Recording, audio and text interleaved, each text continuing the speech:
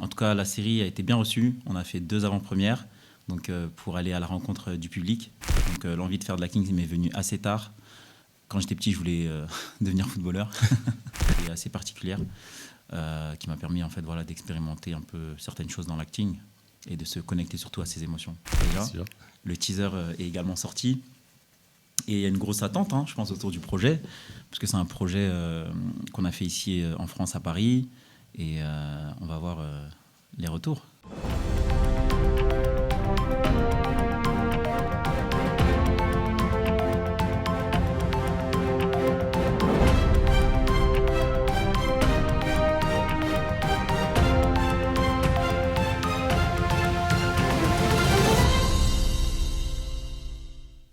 Aujourd'hui, nous avons le plaisir d'accueillir un acteur dont le talent et l'engagement ne cessent de marquer les esprits. Formé à l'école du jeu en 2021, il s'est rapidement imposé sur la scène artistique française. Il est notamment connu pour son rôle principal de Mike dans la série dramatique Iboga Green. Au-delà de la télévision, il a démontré sa polyvalence en tant que réalisateur avec le court-métrage Rage, sélectionné au festival Génération Court. Son parcours inclut également des performances au théâtre, notamment dans la pièce Beaumaillé. J'ai le plaisir de recevoir sur UMA Media aujourd'hui Youssouf Ba. Bienvenue et encore une nouvelle fois, merci d'avoir accepté notre invitation. Merci beaucoup de m'avoir invité. Je suis très content d'être là. Et merci. Première question déjà, comment vous sentez-vous et quelle est votre actualité actuellement ? Alors, je suis très content d'être ici.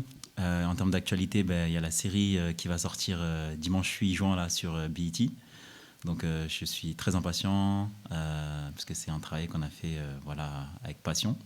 C'est la première saison. D'accord. Le pilote était sorti à l'époque sur la chaîne Télé Sud. Okay. Donc là, c'est 11 épisodes de 26 minutes qui vont sortir sur la chaîne BET, donc la version française de la chaîne américaine. D'accord, donc si on n'a pas encore vu ce qui était sorti à l'époque... C'est pas grave, non, c'est le pilote. C'était le pilote, c'était pour tester, c'était pour donner un avant-goût.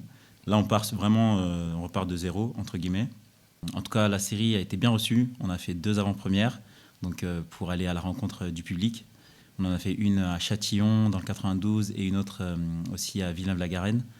Et en fait, c'était très intéressant d'avoir les retours du public en live sur certains épisodes de la série. Et bon, ceux et celles qui n'ont pas pu se déplacer pour les avant-premières, ils verront à la télé la série. C'est incroyable. Le rendez-vous est pris, mais avant de rentrer dans les détails justement de cette diffusion, moi j'aimerais revenir tout d'abord. Qu'est-ce qui vous a donné envie de vous lancer dans ce métier d'acteur, par exemple ? Alors, moi j'ai commencé l'acting, on va dire en 2016. D'accord. À l'époque, je faisais mon master en communication et j'ai vu Daniel Craig à l'écran qui interprète 007. Et c'est vraiment lui qui m'a donné envie de faire de l'acting. Donc l'envie de faire de l'acting m'est venue assez tard. Quand j'étais petit, je voulais devenir footballeur, mais ligament croisé. Mais voilà, c'est vraiment Daniel Craig. Après, bon, j'ai d'autres acteurs préférés, comme Denzel, Javier Bardem, il y en a plusieurs. Et justement, là, on est en 2016. Et pourquoi avoir attendu 2021 pour une formation ? Alors moi, en fait, j'ai commencé l'acting vraiment, entre guillemets, par hasard. Donc au départ, j'étais modèle photo.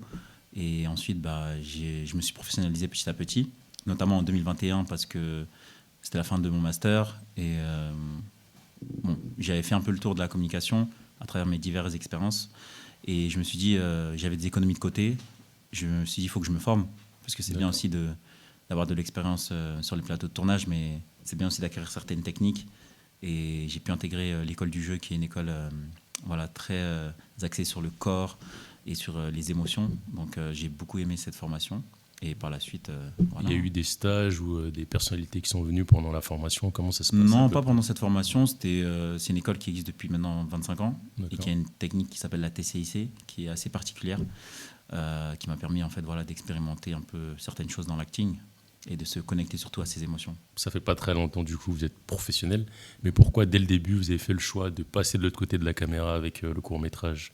Alors, le court-métrage Rage, que j'ai réalisé et coproduit avec l'actrice Nelly, qui a également participé à l'écriture. D'accord. C'est un court-métrage qui parle de violence conjugale. Et bon, ça m'est arrivé par hasard.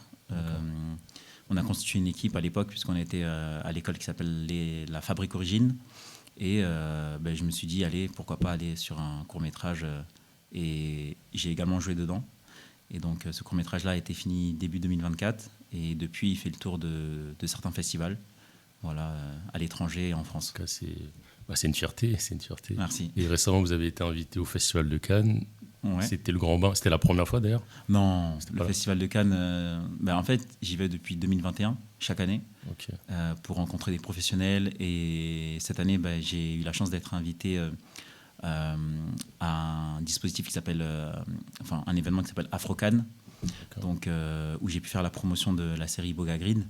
Et j'ai pu en fait rencontrer des professionnels de tous les horizons. Et qu'est-ce qui vous a le plus marqué Alors, Afro-Cannes, c'est vraiment, on va dire, un concept qui est très axé sur la rencontre de différents professionnels, de différents milieux. Donc, tu as des professionnels de tous les pays. Okay. Et donc, cette année, ça s'est déroulé dans une villa. Et c'était assez intéressant parce qu'il y avait des talks sur différentes thématiques, donc, que ce soit sur la distribution, la production, la communication aussi dans le cinéma. Donc, ça permet en fait de rencontrer des professionnels, d'échanger avec eux et de connecter, voilà. C'était enrichissant pour vous. Mais en parlant de connexion, comment s'est créée l'équipe? Parce qu'on me dit souvent c'est une famille, Iboga Green. Comment s'est fait les liens par rapport au tournage de la série? Alors, moi, j'appelle cette série, les membres de cette série l'Iboga Family, parce que c'est un projet qui a débuté avec des personnes qui sont toujours là. Il y en a malheureusement qui ne sont plus là, dont le chef-op Mabner, paix à son âme, qui est décédé. Mais pour moi, c'est un projet qui est professionnel, mais aussi familial. Voilà, que chacun y a mis du cœur, du temps et de l'énergie. Et ça donne aussi ce résultat-là aujourd'hui, qu'on va pouvoir découvrir à l'écran dimanche. Voilà. Et justement, pour les familles et vos proches, comment ils attendent cet événement? Parce que dimanche, tout le monde va être devant son écran à 20h45. Ouais. Et il y a eu des commentaires, peut-être des extraits envoyés auprès des proches. Comment ça se passe justement? Il y a un sentiment de fierté, parce que ça a été un travail qu'on a fait sur des années.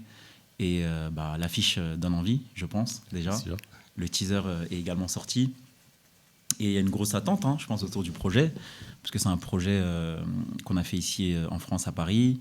Et on va voir les retours. Comment vous avez été préparé? Parce que c'est aussi une réalité que, je dirais, de manière indirecte, on a vécu.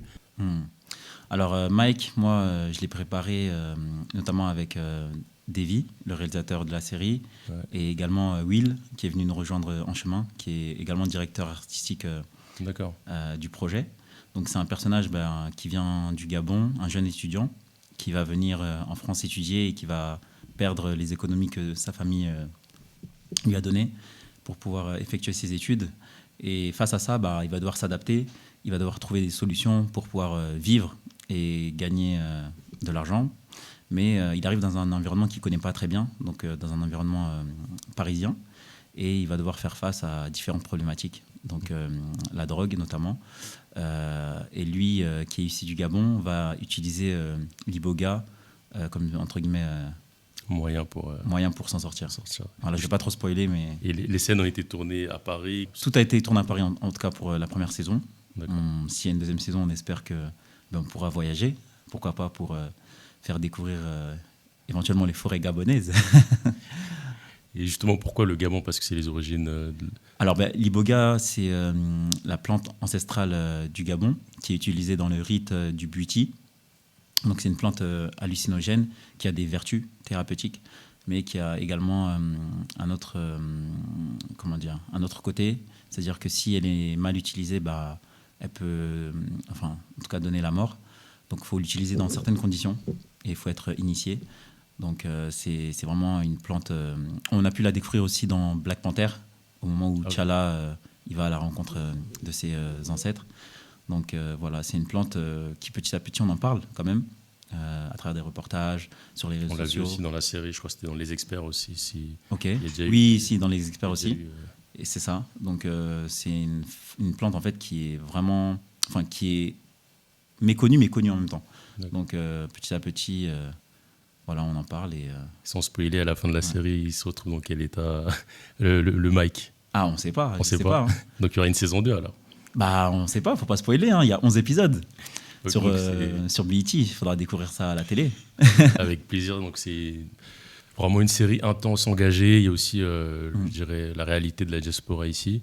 Est-ce que vous avez eu des contacts ou des messages des associations, par exemple, ou des personnes qui se sont senties valorisées ou pas encore? On attend vraiment que ça puisse être diffusé pour... on va voir la sortie de la série. Après, nous, c'est vrai que chaque année, pendant qu'on tournait, on avait pour habitude de faire des maraudes. Donc, aller au contact de jeunes migrants qui viennent en France pour réaliser, entre guillemets, leurs rêves, qui traversent la mer Méditerranée. Donc, pendant l'hiver, on se réunissait avec l'Iboga Family, donc tous les membres de la série, que ce soit les acteurs, certains techniciens, pour vraiment aller à leur côté et essayer de leur donner un petit peu le sourire à travers des petites actions, leur donner à manger, leur donner des vêtements. Parce que le froid ici, c'est pas facile, quoi. C'est pas facile. Là, on voit Paris, la Tour Eiffel, mais en fait, dès qu'on arrive sur place, il y a d'autres réalités. Et personnellement, moi, à travers la série, j'incarne un acteur.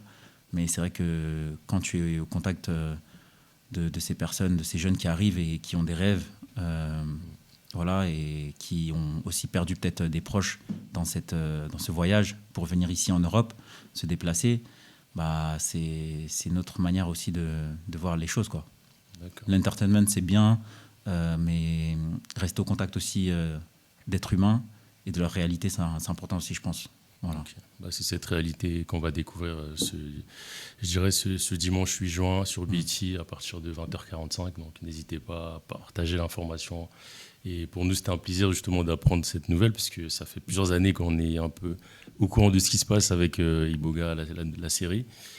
C'était un plaisir. Si vous avez un dernier mot pour les personnes qui sont vraiment pas au courant de ce qui s'est passé et qui doivent se préparer du coup à suivre cette série dimanche. Franchement, moi je suis très enthousiaste. Je suis rempli de gratitude de pouvoir faire ce que j'aime.